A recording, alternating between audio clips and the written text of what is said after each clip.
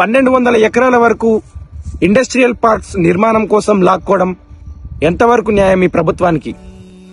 పోకుండా ఉండాలి. పిల్లలు బతుకుతారు. పిల్లలు ఎట్లా బతుకుతారు బిడ్డ?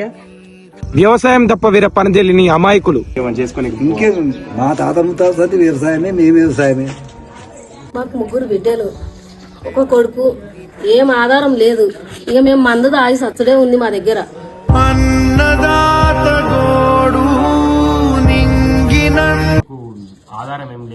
ఏం ఆధారం లేదు. ఇక మందుడ పిల్లలు కోసి అందరు కోసి మేము ఇక చచ్చిపోయేదే ఉన్నది. ఏం లేదు.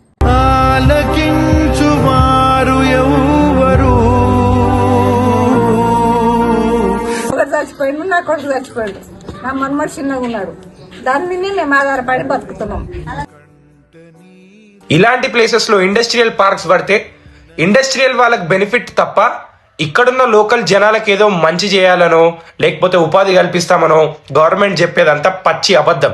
కేవలం ప్రభుత్వం మరియు ఇండస్ట్రీస్ కి జరగబోయే లాభం తప్ప ఇక్కడ ఆ 1200 ఎకరాలు కోల్పోతున్న రైతులకు మాత్రం ఎటువంటి లాభం లేదు.